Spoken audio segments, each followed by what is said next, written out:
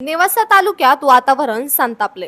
संत महंतांवर आक्षेपार्ह वक्तव्य करणाऱ्या विकास लवांडे विरोधात संतापाची लाट उसळली आहे। विविध संघटनांनी तहसील आणि पोलीस प्रशासनाला धडक निवेदन देत कठोर कायदेशीर कारवाईची जोरदार मागणी केली आहे। वारकरी संप्रदायातील संतांना घुसखोरी म्हणत धार्मिक भावना दुखावल्याचा गंभीर आरोप देवगड देवस्थानाचे पूजनीय भास्करगिरी बाबा तसेच सरला बेटचे महंत परमपूज्य श्री रामगिरी महाराज यांच्यासह संत महंतांचा अपमान सहन केला जाणार नाही। लवकरच कारवाई करा, नाहीतर आंदोलन भडकणार असा इशारा दिला।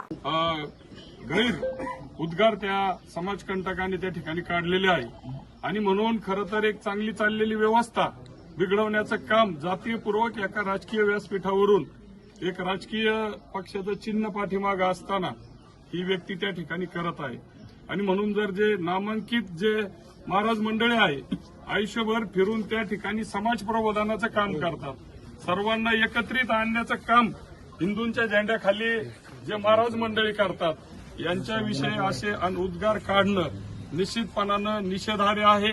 खरं तर घुसखोर कोणाला म्हणायचं की जे सरकार ज्या घुसखोरांचा या ठिकाणी बंदोबस्त करत आहे ते बाजूला राहिले, परंतु जे थोर संत महंत जे आपणा सर्वांना सर्व समाजाला जे एक वंदनीय आहेत अशा थोर संतांविषयी हे गैरउद्गार कोणी सहन करणार नाही। आणि म्हणून निश्चितपणानं सर्व सकल हिंदू समाज त्यांच्या नेतृत्वाखाली सर्व मंडळी या ठिकाणी जमलेले आहेत। खरं तर कितीही निषेध केला तरी हा कमी होणार आहे।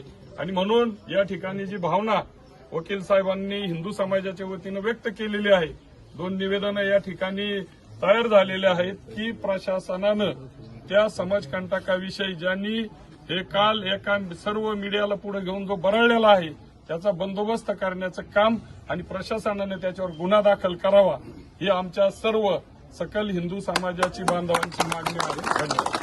या नास्तिक लावंड्याचं करायचं काय? या नास्तिक लावंड्याचं करायचं काय? विविध संघटनांचा प्रशासनाला थेट अल्टिमेटम देण्यात आला असून आमदार विठ्ठलराव लंगे पाटील आणि इतर पदाधिकाऱ्यांनीही व्यक्त केला तीव्र निषेध। कारवाई न झाल्यास कायदा सुव्यवस्थेचा प्रश्न निर्माण होण्याची शक्यता नाकारता येणार नाही।